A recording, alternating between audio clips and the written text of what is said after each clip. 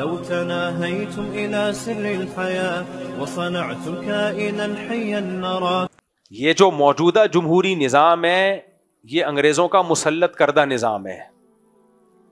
اس میں کوئی بہت زیادہ خیر کی آپ توقع نہ رکھیں.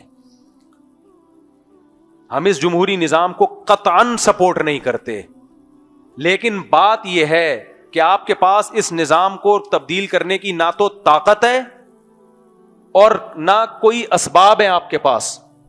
تو پھر ایسے موقع پہ شریعت کیا کہتی ہے؟ جب آپ کے پاس کسی سسٹم کو تبدیل کرنے کی طاقت نہ ہو تو کیا آپ کنارہ کشی اختیار کر کے پہاڑوں پہ نکل جائیں یا اس کے خلاف طاقت استعمال کریں جو کہ ہے نہیں آپ کے پاس؟ لہذا جو رہی صحیح طاقت علماء کے پاس ہے اس سے بھی ہاتھ دھو بیٹھیں, یا اسی شر میں رہتے ہوئے شر کو کم کرنے کی کوشش کریں. ہماری رائے کہ تیسرا طریقہ سب سے زیادہ سوٹیبل ہے.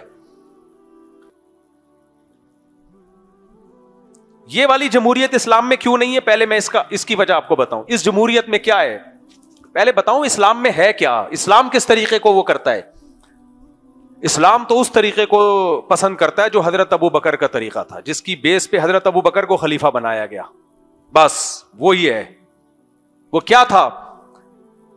جو بہترین لوگ تھے, امت کے خیر خواہ تھے, ان کی اکثریت نے حضرت ابو بکر کو منتخب کر کے خلیفہ بنا دیا. حضرت ابو بکر خود نہیں بنے, ان کو پبلک کی طرف سے بنایا گیا ہے بغیر کسی طاقت کے استعمال کے. نہ یہ ہوا کہ حضرت ابو بکر نے تلوار لے کے لوگوں کو فتح کر لیا, بلکہ لوگوں میں خیر تھی, صحابہ تھے, خیر القرون کے لوگ تھے. یہ ٹاپک بہت امپورٹنٹ ہے, اللہ کرے یہ سمجھ میں آ جائے آپ کے. جو خیر القرون کے لوگ تھے, بہترین لوگ تھے, انہوں نے کہا کہ صرف اور صرف اور صرف کون ہوگا؟ ابو بکر. چند لوگوں نے اس سے اختلاف کیا مگر ان کے اختلاف کو لوگوں نے ویلیو نہیں دی, اور نبی نے بھی زندگی میں حضرت ابو بکر کو اپنا جانشین بنایا تھا. تو تمام چیزیں جمع ہو گئی, لوگوں نے حضرت ابو بکر کو اپنا امام اور اپنا خلیفہ بنا لیا. تو یہ طریقہ ہے سب سے زیادہ سوٹیبل. لہذا پاکستان میں اگر ایسا ہو کہ پڑھے لکھے لوگ اور علماء بھی ہوں, دین کا علم بھی ہو, دنیا کا علم بھی ہو, کیونکہ صرف دین کا علم کافی نہیں ہے, بعض دنیا کا علم بھی ضروری ہے. دین اور دنیا کا علم جن لوگوں کے پاس ہے اور مخلص بھی ہوں, وہ تمام لوگ جمع ہو جائیں, اور جمع ہونے کے بعد یہ کہیں کہ اس وقت پاکستان میں سب سے شریف آدمی یہ ہے, اور صرف شریف نہیں ہے بلکہ اس میں حکومت چلانے کی صلاحیت بھی ہے, امت کا یہ خیر خواہ بھی ہے, اور اس کے پاس نالج بھی ہے, معلومات بھی, دین کا علم بھی, دنیا کا علم بھی, نیک بھی, کبیرہ گناہوں سے بھی بچتا ہے, یہ کسی علانیہ کبیرہ گناہ میں مبتلا نہیں ہے, وغیرہ وغیرہ, امین بھی ہے, صادق بھی ہے. تو قوم کے پڑھے لکھے, سچی مچی کے پڑھے لکھے لوگ اس کو سلیکٹ کر دیں, اور وہ کہیں نہیں میں نہیں, مجھے نہیں شوق امیر بننے کا, مجھے نہیں شوق وزیر اعظم, نہیں آپ کو بننا پڑے گا امت کے لیے. تو امت کے لوگ اس کو زبردستی بٹھا دیں, اور وہ پھر قبول کر لے کہ جب لوگ مجھے, سمجھدار لوگ مجھے بٹھا رہے ہیں تو مجھے یہ آفر کیا ہے؟ قبول ہے. اصل طریقہ کیا ہے؟ اور وہ ہوگا خلیفہ. اس کو کیا کہیں گے ہم؟ خلیفہ. مسلمانوں کا خلیفہ ہے, یہ سلیکٹڈ ہے, نیک لوگوں نے اس کو منتخب کیا ہے.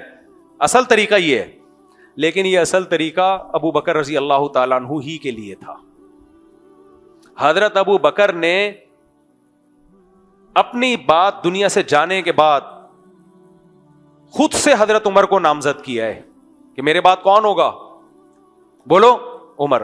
یہ نہیں کہا کہ میرے جانے کے بعد جیسے تم نے مجھے زندگی میں سلیکٹ کیا تھا ایسے ہی تم لوگ آپس میں مشورہ کر لینا. ہونا تو یہی طریقہ چاہیے تھا نا. آپ لوگ کی توجہ ہے یا نہیں ہے؟ یہ ٹاپک بہت امپورٹنٹ ہے. خلافت, جمہوریت, کفر ہے یا نہیں ہے, اس پہ پورا شروع سے کلپ بنانا ہے. میں تم لوگ کلپ کیا بن رہے ہوتے ہیں؟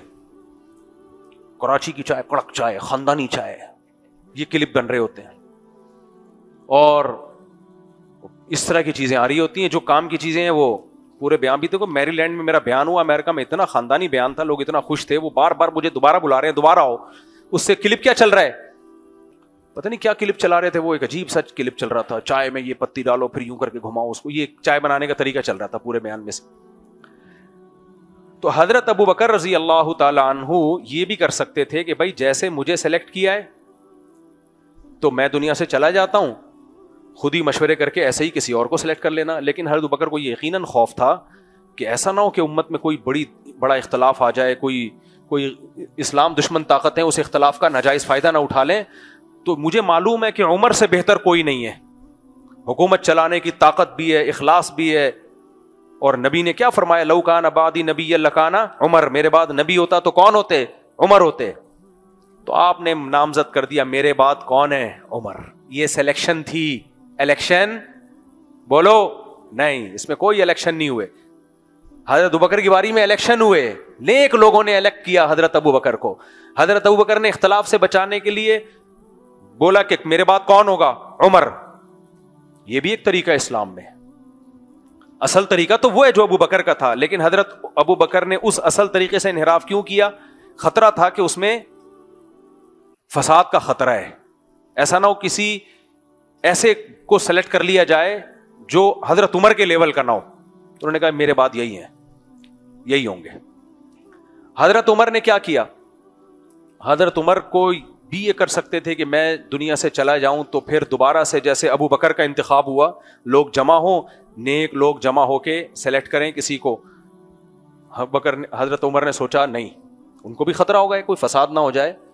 اور یہ بھی نہیں حضرت عمر نے کیا کہ جیسے ابو بکر رضی اللہ عنہ نے کیا تھا میرے بعد عمر ہیں، تو حضرت عمر یہ بھی کر سکتے ہیں میرے بعد عثمان ہیں یا علی ہیں یا عبد الرحمن ابن عوف ہیں رضی اللہ عنہم. نہ انہوں نے کہا کہ 6 آدمیوں کی کمیٹی بنا دی کہ ان 6 میں سے ہوگا، کوئی بھی ہوگا ان 6 میں سے. اب ان 6 میں سے جس کو لوگ سیلیکٹ کر لیں، یعنی اتنا اوپن بھی نہیں رکھا کہ آپ جس کو چاہو رکھو، نہ ہوں گے انہی 6 میں سے. تو یہ 6 مل کے کریں گے جس کو بھی سلیکٹ کرنا ہے، اس میں لوگوں کی رائے بھی لیں گے. تو گراؤنڈ ریئلٹی کے حساب سے حضرت عمر فیصلہ کر رہے ہیں. کیا خیال ہے کہ اس وقت جو حالات سوٹیبل چل رہے تھے، انہوں نے دیکھا کہ یہ طریقہ میں کسی کو نامزد کرتا ہوں یہ بھی ٹھیک نہیں ہے. اس میں کیا مصلحتیں تھی حضرت عمر کے سامنے، وہ حضرت عمر جانتے ہیں.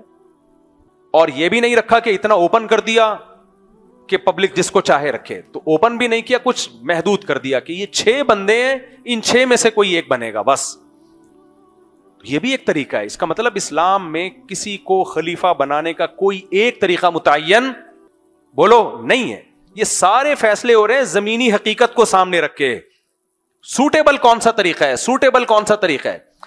پھر ان 6 نے بنایا حضرت عثمان کو. حضرت عثمان کے بعد سب نے اتفاق کر لیا کس پر؟ حضرت علی پر. وہ باقی خلافت سے دستبردار ہو گئے، نہیں حضرت علی ہی ہیں اس کے یہ 4 طریقے تو ایسے تھے. یہ چاروں الگ الگ طریقے ہیں، یعنی ان میں 3 طریقے بالکل دوسرے سے کیا ہے، ڈفرنٹ. لیکن ان میں ایک چیز کامن ہے. یہ دیکھا جا رہا ہے امت کا فائدہ کس میں زیادہ ہے، امت کا فائدہ کس میں زیادہ ہے، اس کو سامنے رکھ کے فیصلہ کیا جا رہا ہے. پھر کیا ہوا؟ چونکہ حضرت عثمان کو ظلماً قتل کیا گیا تھا، شہید کیا گیا تھا. حضرت معاویہ رضی اللہ تعالی عنہ حضرت عثمان کی قوم میں سے تھے. ان کا حضرت علی سے مطالبہ یہ تھا کہ آپ یقیناً خلیفہ ہیں، خلیفہ برحق ہیں، لیکن میں آپ کے ہاتھ پہ بیعت اس وقت کروں گا جب حضرت عثمان کے قاتلوں کو چوک پہ لٹکایا جائے گا. یہ ان کا سیاسی مطالبہ تھا. اہل سنت والجماعت کا مذہب یہ ہے، رائے یہ ہے کہ وہ اس سیاسی مطالبے سے دستبردار ہو جاتے، ٹھیک تھا، کیونکہ مطالبہ بذات خود ٹھیک تھا لیکن اس کا طریقہ کار ان کا ٹھیک نہیں تھا. تو اجتہادی غلطی پر تھے وہ. حکومت کو جو مجبوریاں تھیں حضرت علی کو، وہ حضرت علی زیادہ بہتر جانتے تھے، حضرت معاویہ نہیں جانتے تھے. لیکن اتنا حضرت معاویہ کو ایک انتقام کی آگ بھڑک رہی تھی کہ، اور سیدہ عائشہ بھی حضرت معاویہ کے ساتھ تھی پہلی جنگ جمل میں. تو حضرت علی مجبور تھے کہ جب حضرت عثمان اپنا قتل نہیں بچا سکے اپنے آپ کو ان فسادیوں کے ہاتھوں، تو میں قاتلوں کو پکڑ کے کیسے لٹکا سکتا ہوں، یہ تو اور مدینہ میں سورش برپا ہو جائے گی. تو جب حضرت علی بیعت نہیں ہوئے، جو شام میں تھے، تو حضرت معاویہ بیعت نہیں ہوئے، تو حضرت علی نے حضرت معاویہ کو تلوار کی طاقت سے بیعت کرنے کے لیے ان پر حملہ کیا. جو جنگ جمل اور جنگ صفین ہوئی، یہ دونوں میں اٹیک حضرت معاویہ کی طرف سے نہیں تھا. یہ پہل کس کی طرف سے تھی؟ ریاست کی طرف سے، اسٹیٹ کی طرف سے. تو کچھ صحابہ پہلی جنگ میں حضرت معاویہ کے ساتھ تھے جنگ جمل میں، جن میں سیدہ عائشہ بھی تھیں، لیکن پھر وہ انہوں نے رجوع کر لیا اپنی رائے سے. لیکن بہت سے پھر بھی صحابہ حضرت معاویہ کے ساتھ رہ گئے. تو یہ جنگ 2 بڑی جنگیں ہوئیں جو تاریخ میں سب لوگ جانتے ہیں، اور اس میں حضرت علی نے جنگ لڑی ہے، حضرت معاویہ نے دفاع کیا ہے، اپنا دفاع کیا ہے، لیکن بیعت نہیں ہوئے. اسی دوران کوفہ میں حضرت علی کی شہادت ہوتی تھی. خارجی نے قتل کیا آپ کو، حضرت معاویہ کے کسی آدمی نے قتل نہیں کیا آپ کو، کیونکہ اس میں خوارج کا فتنہ بھی کھڑا ہو چکا تھا. تو ان کے بعد لوگوں نے حضرت امام حسن کے ہاتھ پہ بیعت کر لی. 6 مہینے آپ کی خلافت چلی ہے. امام حسن کس کے بیٹے تھے؟ حضرت علی کے. حالانکہ اسلام میں موروثی خلافت نہیں ہوتی، لیکن لوگوں نے دیکھا بھائی ٹھیک ہے موروثی نہیں ہوتی، لیکن یہ بیٹے کس کے ہیں؟ حضرت علی کے بیٹے ہیں اور ان پر لوگ جمع ہو جائیں گے. تو حضرت حسین کے ہاتھ پہ بیعت ہو, حضرت حسن کے ہاتھ پہ بیعت ہو گئے. 6 مہینے بعد حضرت حسن نے دیکھا بھائی امت 2 حصوں میں ڈیوائڈ ہو رہی ہے, تو آپ خلافت سے دستبردار ہو کر کس کے ہاتھ پہ بیعت ہو گئے؟ حضرت معاویہ کے. تو حضرت معاویہ اگرچہ بادشاہ تھے, سلیکٹڈ نہیں تھے, لیکن اگر کوئی بادشاہ بن جائے تو اس کے بارے میں بھی حدیث میں احکام موجود ہیں, کیونکہ اسلام قیامت تک کے لیے آیا ہے نا. اتنی اہم چیز میں اسلام ہمیں لاوارث کیسے چھوڑ سکتا ہے؟ تو اسلام میں آرڈر یہ ہے کہ کوئی تلوار کی طاقت سے بھی اگر بادشاہ بن جائے, ملک بن جائے, یا مسلمان کسی پر جمع ہو جائیں, تو اب اس بحث میں پڑھنے کی اجازت نہیں ہے کہ یہ بادشاہت کا اہل بھی ہے یا نہیں ہے. اسمعوا واطیعوا, سنو اور اطاعت کرو. کیوں؟ کیونکہ اس کے نقصان کیا ہوگا کہ آپ بڑے فائدے حاصل کرنے کے لیے اتنا قتل و غارت ہوگا کہ بڑا فائدہ حاصل ہو یا نہ ہو, امت کا شیرازہ بکھر جائے گا. تو اس امت میں پہلے جو بادشاہ تھے, ملک تھے, وہ کون تھے؟ حضرت معاویہ رضی اللہ عنہ. صحابہ, تابعین, تبع تابعین, بڑے بڑے لوگ سب ان کے ہاتھ پہ بیعت ہوئے ہیں. اب آج کچھ اسکالرز آ رہے ہیں, کہہ رہے ہیں دیکھو ملوکیت کو انہوں نے تسلیم کیا, محدثین نے, فقہا نے. بھائی محدثین فقہا نہیں, صحابہ نے تسلیم کیا اس کو, کیونکہ صحابہ کے سامنے حدیثیں تھیں. آپ صلی اللہ علیہ وسلم کی بخاری مسلم کی حدیث ہے, اسمعوا واطیعوا ولو استعمل علیکم رجل حبشی کأن رأسه ذبیبہ. اگر ایک حبشی غلام بھی مسلط ہو جائے, اس کا سر کشمش کی طرح پچکا ہوا ہو, کالا ہو, نہ پرسنالٹی, لیکن جب ہو گیا مسلط کا مطلب کیا ہے کہ اس کے پاس قوت نافذہ ہو, پاور آ جائے اس کے پاس, ملک کا کنٹرول اس کے پاس آ جائے, تو آپ نے فرمایا اب تم نے اس کی اطاعت کرنی ہے, اطاعت کرنی ہے اس کی. تو صحابہ نے اطاعت کی. پھر لڑائیاں ہوتی رہیں, بنو امیہ کی خلافت قائم ہوئی, پھر بنو امیہ کے خلاف بنو عباس کھڑے ہوئے, تو بنو امیہ کی خلافت اندلس میں چلی گئی, اور یہاں خلافت پھر 2 حصوں میں ڈیوائڈ ہوئی. یہ پہلی دفعہ 2 حصوں میں خلافت ڈیوائڈ ہوئی تھی, کیونکہ بنو امیہ کے خلاف خروج ہوا تھا. جب 2 حصوں میں ڈیوائڈ ہوئی ہے تو امت کے اس وقت کے جتنے علماء صلح ہیں ان کے فتوا موجود ہیں کہ 2 خلیفہ بھی ٹھیک ہیں, کوئی پرابلم کی. اندلس میں الگ اور بغداد میں بولو نا الگ. کسی نے دونوں کو ایک بنانے کی کوشش نہیں کی ہے کہ نہیں ایک ہی خلیفہ ہونا چاہیے مسلمانوں کا. میں نے اس مسئلے پہ پوری کتاب لکھی ہے جامع الرشید میں. خلافت اتنے فارغ جتنے آپ کو نظر آتے ہیں اتنے ہیں نہیں. علامہ شوکانی تو ایک سلفی عالم کہلاتے ہیں, انہوں نے لکھا ہے کہ اگر جب حکومتیں پھیل جائیں اور مسلمانوں کے 2 خلیفاؤں 3 خلیفاؤں, اس میں کوئی حرج نہیں ہے. ہاں ایک ملک میں 2 نہیں ہوں گے, ایک ملک میں 2 بادشاہ نہیں ہو سکتے, لیکن الگ الگ ملک بھی جائز ہیں, کیونکہ ان کو آپ ایک بنانے کی کوشش کرو گے تو مسلمان ملک آپس میں لڑیں گے, وہ دونوں ایک بنے نہ بنے, تیسرا فائدہ اٹھا کے ان دونوں کو اڑا دے گا. 700-800 سال اندلس کی خلافت چلی ہے, وہ بالکل ڈیفرنٹ تھی, اس کا بغداد سے پر زور نہیں تھا, اور بغداد میں بنو عباس کی خلافت چلی ہے, اس کا اندلس میں زور بولو نہیں تھا. اس وقت کوئی ایسی تحریک اٹھتی کہ 2 خلیفے نہیں ہے, اسلام تو ایک خلیفہ کا قائل ہے, دونوں کو مارنا شروع کر دیتا تو ایک خلیفہ نہیں بنتا. خلیفے ہول سیل کے حساب سے کنٹینروں سے نکل رہے ہوتے, خلیفے ہی خلیفے ہوتے, اتنے خلیفے مارکیٹ میں اویلیبل ہوتے, اور مسلمان ایک دوسرے کو کاٹ کاٹ کے مار مار کے بیڑا غرق کر چکے ہوتے. ہندوستان میں تو دونوں خلافتوں سے الگ تھی, یہاں تو مغل بادشاہوں کی حکومت تھی, ہندوستان میں یہ بھی اسلامی حکومت تھی, عدالتوں میں اسلامی نظام چل رہا تھا. اکبر بادشاہ نے آ کے لبرل بنانے کی کوشش کی اس کو, پھر وہ بھی سدھر گیا آخری عمر میں. تو یہ تو بالکل ہندوستان میں تو ہماری الگ حکومت چلی ہے. تو خلافت عثمانیہ کے وقت میں یہ بالکل الگ تھی, وہاں بھی کسی نے کوشش نہیں کی مسلمانوں نے کہ ہندوستان کے مسلمان اٹھیں اور خلیفہ سے بولیں کہ آپ اٹیک کرو ہندوستان پر, اس کو بھی خلافت عثمانیہ میں لے لو. نہ بھائی, یہاں ایک مضبوط اسٹیٹ ہے, یہ اٹیک اور لا یہاں کا بھی اسلامی ہے, خلافت عثمانیہ دونوں کا ایک ہی لا تھا. خلافت عثمانیہ کا لا بھی فقہ حنفی تھا, اور ہندوستان کی جو مغل بادشاہوں کی اسٹیٹ تھی اس کا لا بھی کیا تھا, فقہ حنفی تھا. تو اب یہ نہیں کہا کہ, اور ملیشیا میں فقہ شافی تھا, تو یہ نہیں کہا کہ اٹھ کے ایک دوسرے کی گردنیں مارو, 2 3 خلیفہ مارکیٹ میں کیوں ہے, خلیفہ کیا ہوتا ہے, ایک ہوتا ہے. نہ ہمیشہ سے علماء 2 3 4 8 10 خلیفاؤں کو بھی برداشت کر رہے ہیں, اور ان کو ایک بنانے کی کوشش اس لیے نہیں کی, ایک ہو جائیں تو بہت اچھا ہے, لیکن نہیں ہو رہے تو کیا کریں بھائی.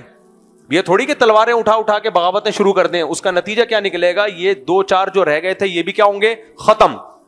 تو ایک خلیفہ تو صرف بنو امیہ کے دور میں تھا, اس کے بعد جب بنو امیہ گئے تو اس کے بعد سے کم مارکیٹ میں 2 خلیفے مسلمانوں کے بہرحال رہے ہیں, اور 6 7 خلافتیں بھی رہی ہیں. تو اب کیا ہے, اب بھی لوگ اٹھتے ہیں کہ نہیں جی ایک خلیفہ ہونا چاہیے, اتنے اتنے اسلامی ملک, سعودی عرب میں الگ بادشاہ ہے, پاکستان میں الگ بادشاہ ہے. اول تو وہ کہتے ہیں یہ خلیفہ نہیں ہے, مانتا ہوں میں خلیفہ نہیں ہے, آپ اس کو مان لو کہ خلیفہ نہیں ہے, تو جو بھی ہے حاکم تو ہے نا, پاور تو ہے نا اس کے پاس, قوت ملک کی باغ ڈور تو ہے نا اس کے پاس. تو جس کے پاس بھی ملک کی باغ ڈور ہوگی اس کے بارے میں حدیث ہمیں کیا کہتی ہے؟ حدیث ہمیں کہتی ہے کہ جس کے ہاتھ میں بھی ملک کی باغ ڈور ہے, آپ اس نظام کے خلاف کھڑے ہوں, احتجاج کریں, نہیں علی المنکر کریں زبان سے. نبی صلی اللہ علیہ وسلم نے فرمایا سب سے بہترین جہاد ہے ظالم بادشاہ کے سامنے کلمہ حق کہنا, اس کے ہم خلاف نہیں ہیں, یہ کریں آپ. بنگلہ دیش میں پبلک اٹھی نا حکومت کے خلاف, احتجاج کیا, حکومت بدل دی, تو یہ کام آپ پاکستان میں بھی کریں, 100 دفعہ کریں. حدیث میں جس بغاوت سے منع کیا گیا وہ ہے تلوار کی طاقت سے, اسلحہ لے کے حکومت کے خلاف کھڑے ہونا. یہ اسلام میں اس کی اجازت نہیں ہے, کیونکہ آپ کے پاس کچھ بھی نہیں ہے لڑنے کے لیے. حکومت کے پاس بہت کچھ ہوتا ہے, تو سوائے فساد کے کچھ بھی حاصل نہیں ہوگا, قتل و غارت ہوگا, اور بالفرض آپ کو کامیابی مل بھی گئی تو ملک اتنا کمزور ہو چکا ہوگا, اس کمزوری کا اسلام دشمن قوتیں فائدہ اٹھائیں گی. تو میں نے جو بنگلہ دیش میں کہا ہے نا کہ جمہوریت یہ جو چل رہی ہے ٹھیک ہے, اس سینس میں کہا ہے کہ آپ کے پاس اس کو بدلنے کی طاقت نہیں ہے, تو اس میں رہتے ہوئے آپ کوئی اچھا کام کر سکتے ہیں کریں, اور نہیں کر سکتے تو چپ کر کے بیٹھ جائیں, لوگوں کو دماغ نہ خراب کریں لوگوں کا. اب بنگلہ دیش میں جو خلافت کی تحریک چلا رہے ہیں, الیکشن میں حصہ لے رہے ہیں وہ, میں نے کہا میرے بیان پہ تو انہوں نے اتنی پروپیگنڈا کیا ہے کہ مفتی صاحب نے خلافت کا انکار کر دیا اور جمہوریت کو پروموٹ کر رہے ہیں مفتی صاحب. یہ بہت زیادہ بنگلہ دیش میں میرے اس سوال کا جب میں نے جواب دیا نا, بہت زیادہ کلپ چلے بنا کے, یہ دیکھو خلافت کے منکر, خلافت کے منکر. میں نے ان لوگوں سے پوچھا یہ کون سی خلافت کی تحریک ہے؟ کہتے ہیں یہ الیکشن میں کھڑے ہوتے ہیں. میں نے کہا واہ, خود الیکشن میں کھڑے ہو رہے ہیں. کہہ رہے ہیں وہ اس لیے کھڑے ہو رہے ہیں کہ بھائی ہمارے پاس حکومت میں آنے کا اس کے علاوہ کوئی راستہ ہی نہیں ہے. تو بھائی پھر تو آپ نے بھی مان لیا نا جمہوریت کو. تو ہم بھی یہی کہتے ہیں کہ نیک لوگ الیکشن میں کھڑے ہوں تاکہ اسمبلی بالکل سیکولر لوگوں کے ہاتھ میں نہ جائے. کسی بھی طریقے سے اسمبلی میں پہنچو بھائی, تو فی الحال سوٹیبل طریقہ یہی ہے الیکشن میں کھڑے ہو گئے. اس کے علاوہ آپ کو کوئی جانے نہیں دے گا. آپ کس کے خلاف کھڑے ہوگے, کیسے کھڑے ہوگے آپ؟ تو مار دھاڑ ہوگی اور تم ختم ہو جاؤ گے آپ, اور ملک میں قتل و غارت کا بازار گرم ہوگا. یہ انسان ہے, ان کا خون قیمتی ہے اسلام کی نظر میں, اتنا بیکار خون نہیں ہے اٹھا کے جس کو بھی چاہو اڑا دو اور نظام کی تبدیلی کے نام پہ. یہ غلط ہے. تو اس جمہوریت کو میں اس سینس میں پروموٹ کرتا ہوں کہ اس کا آلٹرنیٹ میرے اور آپ کے پاس نہیں ہے. یہ جمہوریت نہ ہوتی تو سبحان اللہ بہت اچھا تھا, لیکن فی الحال یہی ہے آپ کے پاس. ہوا و حرص والا دل بدل دے, میرا غفلت میں ڈوبا دل بدل دے.